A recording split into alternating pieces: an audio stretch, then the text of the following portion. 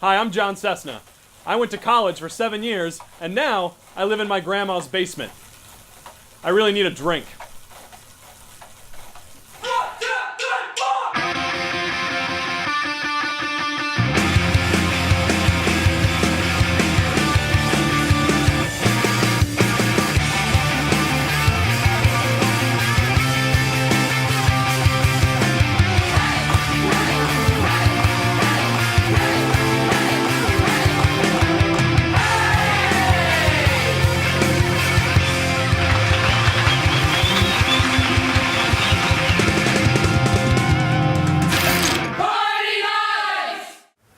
This week, I'm at Purdue University in West Lafayette, Indiana, home of the Boilermakers. Founded in 1869, this is one of the oldest land-grant universities in the entire country. It's been home to Pulitzer Prize winners, Nobel laureates, famous actors, writers, politicians, NFL MVPs, hell, even a little group of guys that have gone up into space. But enough about that educational crap. How about we find a bar? The first stop on my drinking tour through Boilermaker country is the oldest bar at Purdue, Harry's Chocolate Shop. While they stopped serving candy a while back, they have definitely upgraded to something I prefer a hell of a lot more: booze. When you walk through the front door at Harry's, the first thing you're going to see is the phrase "Go Ugly Early" on pretty much everything. So I gotta know what the hell that means. It means drink a lot and get fat early, baby. Woo! It means don't wait till the end of the night to find the ugly person. Go for it early and have fun with it. Go ugly early means party and level the playing fields. Find someone ugly early. Go ugly early was the phrase that had to be used to get into Harry's when it was a speakeasy back during the times of Prohibition. After hearing some of the possibly exaggerated origins of Go Ugly Early, it's time for me to sit down with the current owner of Harry's Chocolate Shop, Mary Cook. I'm here with Mary, who owns the chocolate shop. Mary, we like to start every interview with a little toast. I'm a professional, I don't do shots. I'm a mess, so I do. I need to get through the day. But Harry's Chocolate Shop, it's a Purdue institution. It's been here since 1919. 1919. Wow, that's really impressive. How did you kind of get involved with Harry's? Obviously, you're not 100 years old. But Actually, I worked here and I married my boss. really? Yes. Well, that's very cool. But in 1919, it opened up as a soda fountain by Harry Merrick Sr. and his family. So Okay. they saw a need in the community with Purdue evolving to have this luncheonette and soda fountain, and that's how it originally started. At what point did they start serving something a little more hefty than chocolate?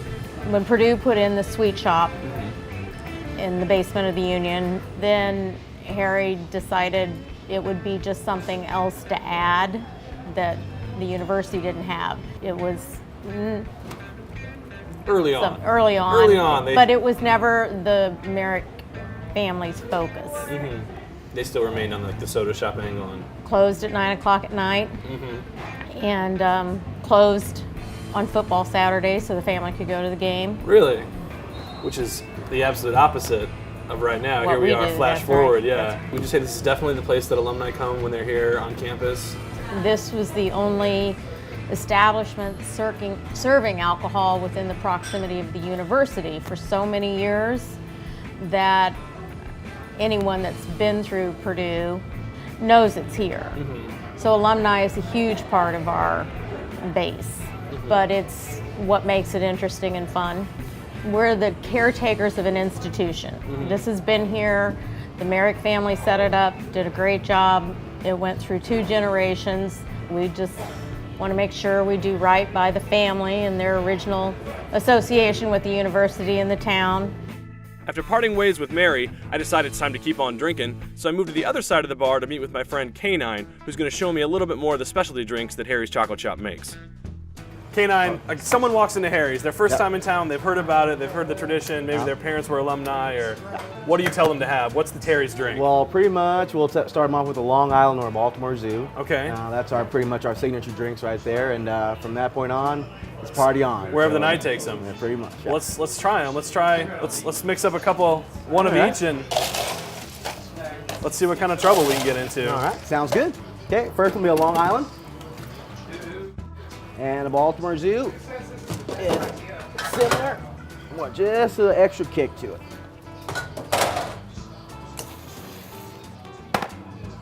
Little fruit on top. Yeah. That's why I tell my doctor that I get my fruits and vegetables. And there you have it. All right. And So this is the Long Island. What else in this Long Island here? Vodka, gin, rum, triple sec, sour, and a splash of Coke. Courage. Courage. Fun. There. We're gonna say fun. A good time. A good We're gonna time. say fun. My We'll say fun. ability to dance rests at the bottom of this cup. Well, thank God there are no dance floors in here. Not yet. Not yet. It's a good Long Island. It's a great Long Island. Hey, that's what we do. That's what we do around here. Let's make it over. Let's make the trip to the Baltimore Zoo. Now, what's different Okay. between the Baltimore Zoo All right, and the... Baltimore Zoo, we just add Southern Comfort, Amaretto, and Grenadine to it. With Okay. sour and Coke also. So more whiskey. Pretty much. A little more fun. No one has A ever little- gone wrong by adding whiskey. No, you can't. You Can I can't. get that on ice cream yet? There's a business right there. Don't get me started. Wow. That's really good. Hey. Stronger, a little more kick, but still sweet. Hey, keeps you in the game. That's keeps you in the game. That's a marathon drink. That's not a sprint and you're dominant. This Exactly. That's a drink you drink all night. Exactly. Absolutely. All right.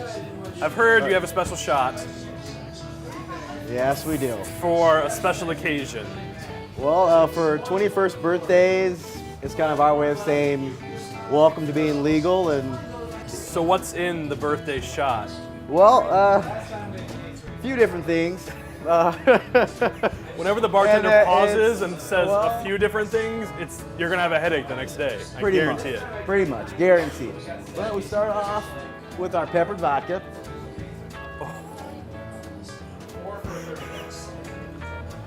Then we add a little 151. Then just for a little color there, we'll give it a little melon.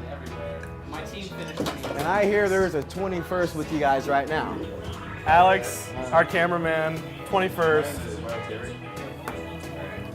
Happy 21st from Harry's Chocolate Shop. Thank you. Enjoy.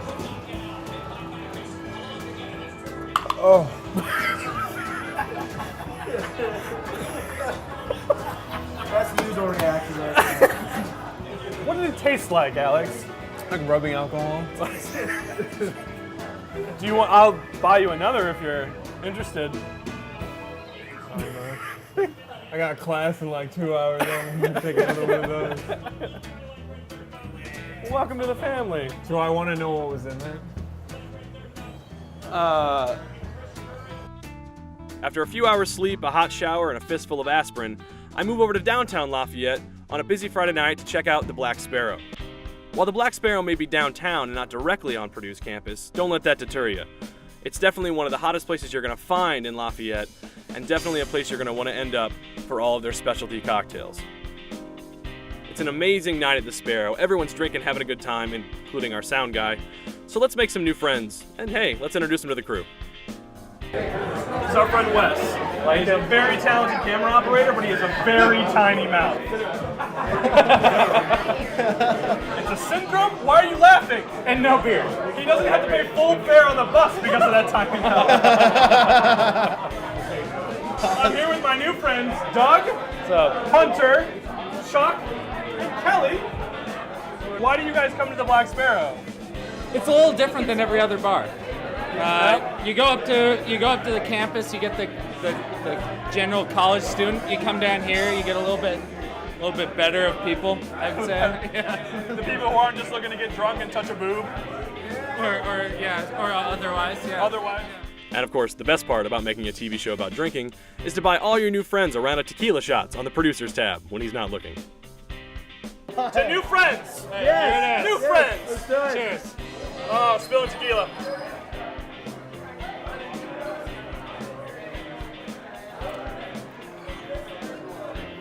We're our Black Sparrow.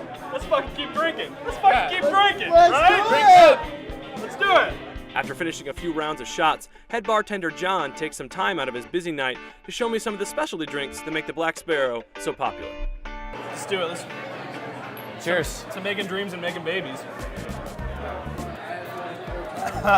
Delicious. So we're gonna make a few drinks for you guys Dude, tonight. I know you got a lot of specialty drinks, so can you pick a couple of your favorites, whip them up for me? Yeah, since we just did a shot of this nice rye whiskey, I'm gonna make you a drink with that as well. Oh, I love it. This is we have a classic, kind of classically inspired cocktail menu. This actually is an old classic cocktail. It's called a whiskey smash. It's kind of like a whiskey variation on a mojito. Okay. For this one, we use rye whiskey. We're using Old Overholt rye. Plants tend to get me in trouble, so this might not end well. And we use this one. This is the rye whiskey is kind of like before you had these really refined bourbons and stuff. This is the drinking man's whiskey from back in the day. This is a come out of the coal mine and you got to get drunk before you go home. Absolutely. Love absolutely. So we've got our mint in here. We just bruise it up a little bit to release some of the oils. This is the classiest cocktail I've ever been made on the show. You need to be aware of that. So I added the rye, nice big measure of rye whiskey, a little bit of simple syrup. Okay. You can add a little sweetness to it. And we're gonna add some lemons to the shaker. We'll probably need one more. And we're gonna give that a little muddle too to get some of the juices coming out of it. This is a physical drink. All right, and now the last one is our ace in the hole. We use these a lot in our cocktails. It's like a chemistry set. This is a little bit of lemon bitters. Just a little dash. This stuff's really strong, so you don't have to add a lot. That's impressive. I can typically only do that for about 15 seconds before I have to take a nap. So we've got our drink in here. This one is served on the rocks, and we'll simply strain it into our glass. And then at the end, we just garnish it with a little sprig of mint, a couple straws, and there you go, whiskey smash. Whiskey smash. I'm gonna try it right now. Enjoy. Oh my gosh, it's amazing. This is a man's protein shake right here. Wait, let's try it out. What do we got? Let's get this going. It's called a Yerba Mora. It's a tequila-based drink. Oh, dude. Tequila makes my downstairs break out in big girls. There's a lot of stuff that goes into this that seems like it might not work together, but it ends up being delicious. So we've got our tequila, a little bit of absinthe, a little bit of chartreuse. What else do we need Oh here? my goodness. Alcohol named after a color does not end well. And strangely enough, that's actually called green chartreuse. Okay. But whatever sense that makes, I don't know. So we're gonna start with about 5 blueberries, fresh blueberries. We're going to muddle those in the bottom a little bit, and don't be fooled just because we're adding blueberries. This is not going to end up being a weak drink or a fruity flavored drink. It's not going to have me wanting to go running afterwards. No. Quite the opposite, most likely. Good, I'm not a runner to begin with. Now we're going to add a little bit of cilantro, just a little. Then we'll get started with our booze here. So we're gonna first start with Herradura Blanco. Nice clear Blanco tequila. Okay, so we've got our tequila in. We're gonna take a little bit of absinthe, and this isn't gonna take a whole lot. Absinthe has an anise flavor. We just want a little kiss of it, just a little bit. Chartreuse. Okay, so we've got that in there. Now we're gonna add a little citrus in the form of some fresh squeezed lime juice and a little house-made honey syrup. I'm a bit of a drunk, and this is already looking like the most healthy thing I've ever put in my body. It's gonna be tasty. Give it a shake. I'm so excited right now.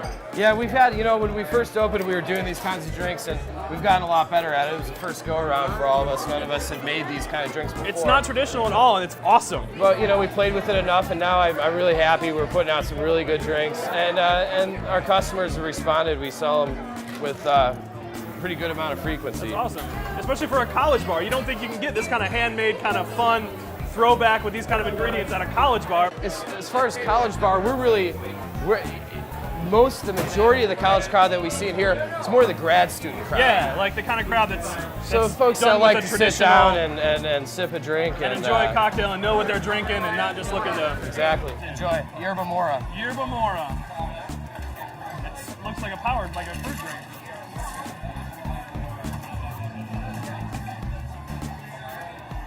Oh my gosh, John, that's spectacular. Good, I'm glad you enjoy it. I really appreciate it, man. Thank you so much. My pleasure. I'm gonna do one more drink for you. This is probably our most serious cocktail. We're serious It's only now. for people that are really serious cocktail fans. Starts with PBR.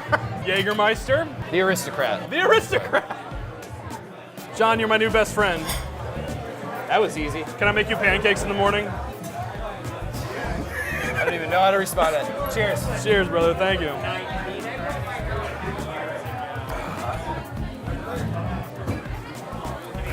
All right, I'm getting back to work. Thanks for coming by, Dude, guys. thank you so Appreciate much. it. Spectacular. Love it.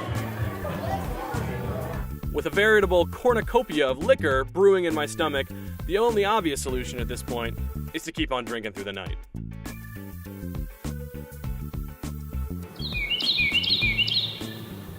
My last stop at Purdue is Nine Irish Brothers, a traditional Irish pub where the whiskey's strong and the pints are tall.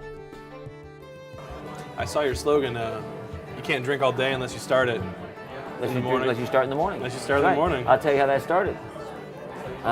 Every year we take 40 people on a pub crawl to Ireland, and we do a 10-day pub crawl. And we lease a bus. We have our own Patty, the bus driver. He's our bus driver. So we stopped at a couple sightseeing places. Well, it's about 11 o'clock in the morning, 10:30, 11. So I told Patty, I said, Patty, about 2 miles up, there's a pub on the right up there, Dirty Nelly's. Whip it in there. And I said, we're going to get these people drinking. He said, okay. So this lady in the front seat hears me, and she says something about, well, why are we stopping at a pub so early in the morning? Before I can even answer, a guy behind her stands up and goes, well, I'll tell you why. If you ain't drink all day if you don't start in the morning. So that was our battle cry. We had T-shirts made, plaques made, the whole thing. And that was our battle cry the whole trip. And you know what? Once those couples in the front that were little, leery about 8 in the morning, got them a little Jameson in them and a little half pint of Guinness. And I tell you, we didn't have any trouble with them the rest of the trip. It was awesome. That sounds great. Let me tell you, as a man who frequently punishes his liver, a great place to drink is just as important as any other attraction where you're going to live. Well, you know what? That's what makes things go. That's right. Because you know, like we say in Ireland, it's not always good weather over there, but it never rains in the pub. Exactly. I'll drink to that. Yes, indeed. This is Jerry O'Brien, the owner of Nine Irish Brothers and my resident enabler for the evening. So Jerry, how did Nine Irish Brothers get started? Where did it come from? Nine Irish Brothers' idea started back in 1982. My wife and I, we really had this urge to put in a local neighborhood Irish pub. And then I realized our kids were so little that I just wasn't sure that's what we should do. So long story short, we put it on the back burner. And when the kids grew up and got out of college, we decided let's go for it. So we went over to Ireland a number of times over a couple-year period and just sat down and did the hard work of hitting pubs and doing our own little personal pub crawl, talking to managers and talking to owners and waiters, waitresses, servers, and customers. Pub over there is a family gathering spot. They'll gather for breakfast, come back in for lunch, have a couple Guinness for lunch, come back in the afternoon maybe for a spot, then come back in that night and do it again. And it's no big deal, but that's where everybody gathers. And so that's what I thought here, and you want to gather and you're thinking, yeah, that's money, but it was much more than that for us. We just thought it'd be a fun place, a good place for people to come in and share their tears or share their joy and talk about stuff that's important to them, or maybe not important. But I think we take a lot of pride in our Irish heritage, and I will not bend from that. We play Irish music only, and and we don't. If a band comes in and they start playing something else, they get the hook. Really? They get one warning and they get the hook right on the spot, and we'll move them.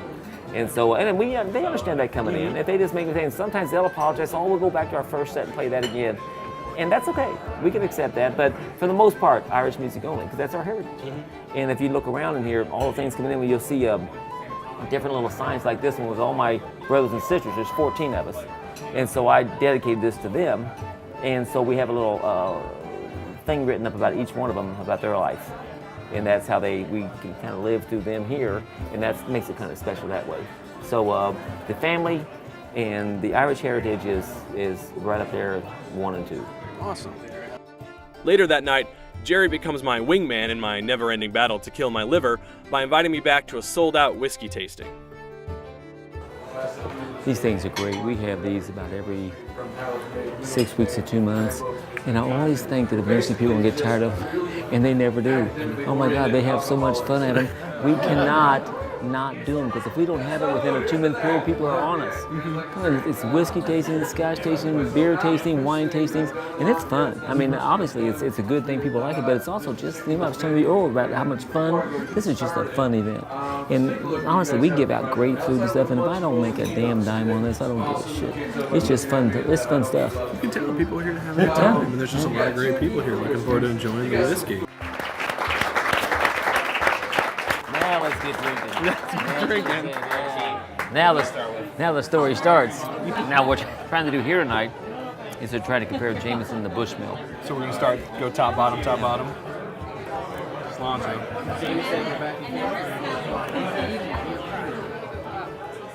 What I usually tell people to do when they drink a whiskey, hold it in their mouth for a couple seconds. Let them swallow it easy. A lot of people, they go back and that burns your palate.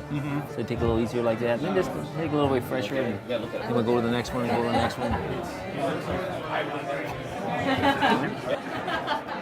But you were right. That Jameson 12. That might be my new. And everybody asks me, and you know what? Every time somebody asks me, I know I'm losing money. Because if I would say 18 or 21 Bushmill or vintage, I'd sell just like that. And you know, my heart says, I like Jameson 12. Sorry. I think the Jameson's finishing stronger and it's smoother overall so far. Now see, we're celebrating tonight. My wife, she had 18 years ago, she had breast cancer. Then she had 3 more melanomas. And so about 4 months ago, she had spots on her lung. Then we came back from Mexico, she had a new spot. I honestly thought, so called the church, called my brothers and sisters. The downline is amazing. My oldest sister's a nun, so she's got this whole prayer group. So we send the prayers in, and we found out yesterday she's all clear. Well, then we're definitely celebrating. Buddy, we are celebrating tonight, there's no doubt. And the next one's to your wife. Yep, and thank you. But that's what makes us do what we do. Because we know it's God's way, but you know, tomorrow you may be ran over by a damn truck. So let's live today with the Jameson Gold. You know, it's funny. I can tell you a story that sets me where I am. There's no doubt. I was probably about 8 years old, but winter storm, and we lived down on a state road, and people came in. You know, we always had people now and then would get stranded. This guy comes up and he knocks on our door, and we're all at the dinner table.